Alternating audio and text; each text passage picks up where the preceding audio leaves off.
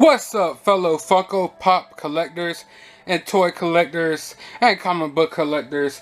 This is the Comic Coalition. I'm here for Funko Pop Reviews Episode 2. I know you guys have been waiting. Episode 1 came out a few weeks back. Now I'm here for Episode 2. Today I will be reviewing a couple of interesting pops for you guys. They're very different. I wanted to have a good variety of pops to review. Now I'm only doing 3 pops. Only doing 3. But today I will be reviewing, let's see, what can I get interesting for you guys? Today I will review R5-D4 from the latest Smuggler's Bounty box. I know a lot of you guys subscribe to this box. It's definitely a dope box. If you aren't subscribed to Smuggler's Bounty and you're a Funko collector, I don't know what your problem is. If you're a Star Wars fan and a Funko fan, you need to be subscribed to this box. I never get let down with the Star Wars box. This is definitely a dope pop. It looks very detailed, so I'm interested in reviewing this for you guys today. Now, to get into something totally different, I'm actually going to be reviewing a pop that just came out recently, which is Blake from Workaholics. That's right, Blake from Workaholics. I will be reviewing for you guys here today on episode 2 of Funko Pop Reviews. I can't wait to take this guy out of the box and give you my insight on the show and everything. I love his show. So yeah, definitely looking forward to that. And last but not least, I guess I saved the best for last. Bam! I'm going to review the 2017 San Diego Comic-Con exclusive Tick Funko Pop for you guys. I know this is actually one of the highly sought after pops of SDCC this year. One of the hardest ones to get, at least as far as shared exclusives go. So I basically wanted to review this for you guys. I love this pop. I love this show. I'll let you know more about, my feelings about all this soon when the review starts. But without further ado, I'm going to take these guys out the box, set them up, and give you my thoughts about them. So be sure to stick throughout this whole video. Alright, first off I'm going to start off with R5-D4. As you can see on the back of the box, it only features R5-D4 and the unfinished C-3PO that also came in the Smuggler's Bounty box. It's definitely a very detailed and dope pop as well. Maybe he'll be featured on one of the the upcoming episodes of Funko Pop Reviews. But for now, time to check out R5-D4. And here he is in all his glory.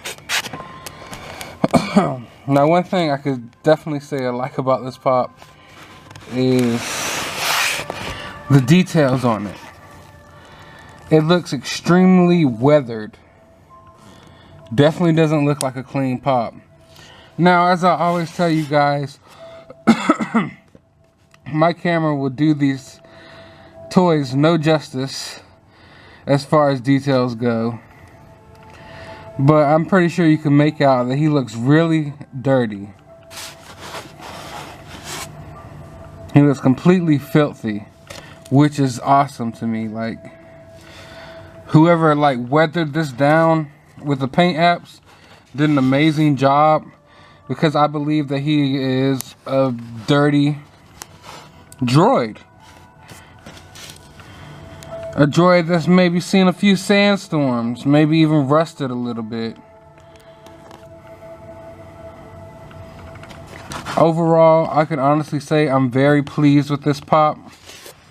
Now, when it comes to Star Wars, I've never been the type of person that's super into the droids of Star Wars. I know some people are super into the droids, and some of their favorite characters are C-3PO and R2-D2 and things of that nature. I've never been that type of guy. I'm a stormtrooper, darksider, all around. I'm always, when it comes to movies, period, I've always been more interested in the villains. Not too much interested in the droids. Although I could say I love BB-8 from The Force Awakens, I think I might actually like him more than R2 and C-3PO, which I guess is blasphemy for some people. But I don't know, I just felt like he had, I don't know how to explain it. I really liked him though. I really like K2SO as well. Don't get me wrong, I mean, I still got love for C-3PO, R2-D2. Those are the original droids who I knew about, you know, my whole life growing up.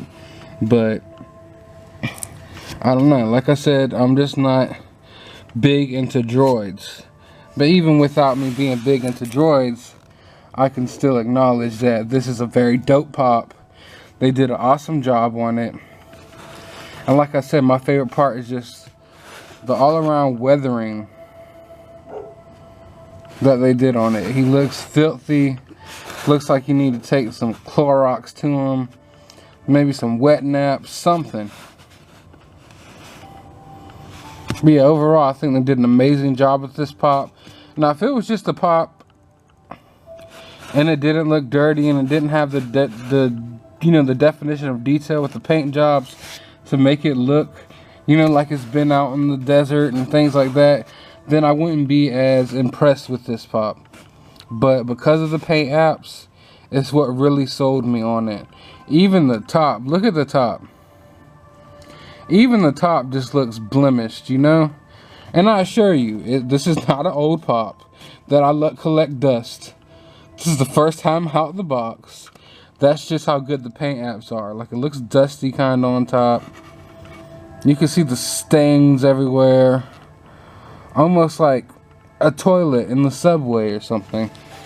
I don't know, man, but they just did a great job on the paint apps for this little guy. So that's what sold me on this pop.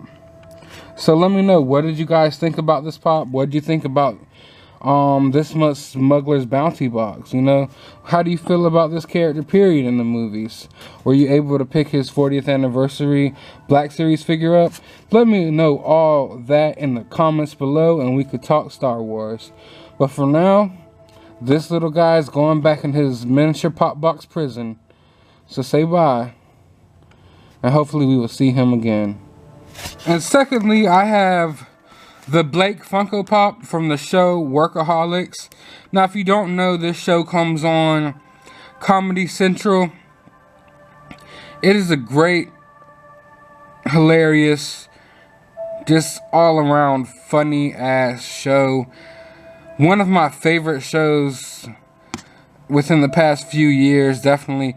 It's definitely an awesome show for stoners, college kids, just anybody really. Like, if you like movies like Pineapple Express, Knocked Up, Super Bad and things like that, then you'll definitely appreciate this show for what it is. It's hilarious. They get in all types of mischief. Blake, I would say, is probably my favorite character on the show. I still believe they have a last season coming. There's like one more season coming. I'm not sure when, but if you have not watched the show and you like comedies and you just want to have mindless fun and laugh your ass off for a little while, you should definitely tune into Workaholics. I guarantee you, you have my word, you will not be disappointed. You will definitely laugh your ass off at this show. They get in all type of mischief. They're hilarious. They're stupid. It's just hilarious. Also, it's kind of like, reminds me of like Will Ferrell comedy sometimes, where the person thinks they're so smart, but really they're dumbasses, basically. You know, Talladega Nights type of thing. But yeah, like I said, one of my favorite shows right now, definitely. I've seen every single episode. Can't wait for the next season, which I believe will be the last season. So do yourself a favor and go check this show out. But now I'm going to take him out the box and give you a look at what he looks like. And here he is. Now, I know what you're thinking. Oh, well, this pop isn't that special. Well, actually, to me, it is, because I love the show. This looks just like Blake. As you can see, he's holding a little beer in his hand. He's got his tie on. The show's called Workaholics because it's basically about three friends that work together in this office. And, you know, when they get off, they do all types of crazy stuff. They all live together as well. They roommate. They smoke a lot of weed, drink a lot of beer, have a lot of parties, do a lot of drugs. There's all type of crazy endeavors that they go through, different schemes to make money, you know, to get rent, all type of different stuff. The details on this pop, I mean, although it looks kind of plain because it's just, you know, a guy in some clothes with a beer. He's not a superhero, so he doesn't have a cape or a crazy costume or anything. But the details are still awesome to me. Down to the little buttons on, I guess, what you would call his Converses. All the way to, like, all the waves and different styles and textures of his hair. Because this guy's got a crazy mane. You know, he's got all types of details in his hair, and his hair is always crazy in the show. I like how they have his eyelids kind of low, which shows you that he might be intoxicated right now or under the influence of Lord knows what. This guy's little mustache right there. He's even got a nose. Some pops don't. But yeah, like I said, the textures and the different waves of his hair is very detailed. This guy's always got crazy hair in the show. I can't explain to you how much you guys need to go watch the show. It is so hilarious. Probably one of the funniest shows I've seen in years. Definitely. Like, if you're a fan of that style of comedy, then there's no way there's no way in hell you will be disappointed with this show, I'm telling you.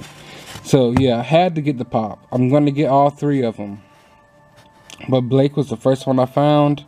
As soon as I saw him, there was no waiting to come back to the store later to get him. There was none of that. I had to grab him as soon as I saw him. I snagged him super quick.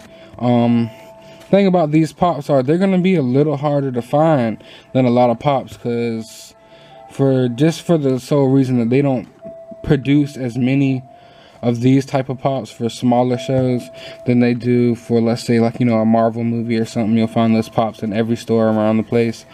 These pops you might not find at every GameStop, every Barnes and Nobles, you know, every Target and things like that. You might have to go look for your smaller distributors and, you know, comic book shops. They're not going to just be widespread throughout every store, from what I know about pops so far since I've been collecting. But yeah, definitely glad I got this guy. Going to have to get the rest of the crew, show him off to you guys in a future episode. But for now, he's going to go on one of my bookshelves. And last, but damn sure not least, we have the Tick Funko Pop. Now I'm going to take him out the box, give you a better look at him. He does glow in the dark. I'm not going to be showing off that feature here today. I'm sorry, maybe in a future episode, but I'm just not going to be doing that right now. But I will give you a better look at what he looks like. And here he is. Now, growing up as a 90s baby, the Tick was definitely a part of my childhood. I would watch him all the time on Fox Kids. I even had Fox Kids magazine. I remember had a couple covers that he was on. I have not seen the new Amazon show yet. That's on like Amazon, whatever that is. I have not seen the pilot episode yet, or any other episodes for that matter, if there are even any out yet. But I got this guy because I grew up watching the Tick cartoon. Wasn't my favorite cartoon, but it was definitely a staple of my childhood. I did enjoy it. It was very funny back then. I'm glad that he's, you know, come back for, you know, the new generation of people to get introduced to the character. I used to find the show pretty hilarious. I used to watch it alongside, you know, the 90s X-Men, the 90s Spider-Man animated series. And Tick was definitely one of my favorite Fox Kids shows. Y'all remember Life with Louie? Life with Louie was dope too.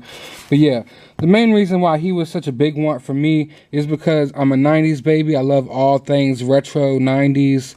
I'm just stuck in the past, man. I really loved my childhood. Not necessarily just my childhood, but the TV shows and the movies and the things of that time. The 90s was just a better place, man. The 90s was awesome. You guys already know how I feel about 90s stuff. Well, most of y'all do. And if y'all don't, if you subscribe and continue to watch more videos, you would definitely figure out. 90s Nickelodeon, 90s Fox Kids, cartoons, movies, everything 90s, you know, video games, everything was just dope to me. I love how he looks kind of translucent-ish. Definitely's got dope details, you know, the 6-pack here. And I mean, I'm not showing you, so I guess it's not worth mentioning, but he definitely has an awesome glow. Like when he glows in the dark, he looks amazing. But you guys are gonna have to get him yourself and see that, just simply because I'm not turning the lights out right now. This, that, and the third. But yeah, the main reason I wanted this guy is because of my childhood and growing up with this TV show on Fox Kids. So I definitely had to snag this guy ASAP. It was one of my main wants from SDCC. Besides maybe the Ren and Stimpy 2-pack, this was like right up there with my top picks of what I wanted. I was actually able to grab him. I know he's very highly sought after. One of the harder ones to find. There was only like 3 that came into my town, and luckily I got my hands on one. Just an amazing pop. It was an amazing show. If you haven't seen the show and you're like really worried about getting this pop, I don't understand why. You need to watch the show to appreciate the pop. But I'm glad that you guys, you know, watched this. I hope you guys enjoyed. Be sure to like this video. Be sure to subscribe. As always, stay tuned for more. This is just episode 2. There's many more episodes to come. There's plenty of toy hunting vids, Blu-ray hunting videos, toy reviews, and everything on my channel that I'm pretty sure you will enjoy. Check out episode 1 if you'd like to see me talk more about Funko Pops and what I think about the shows, movies, and media that they come from, basically. But as always, go back and watch 90s cartoons and you will see why everyone loves this pop. That's a 90s baby. And also, as always, you have a good day, YouTube.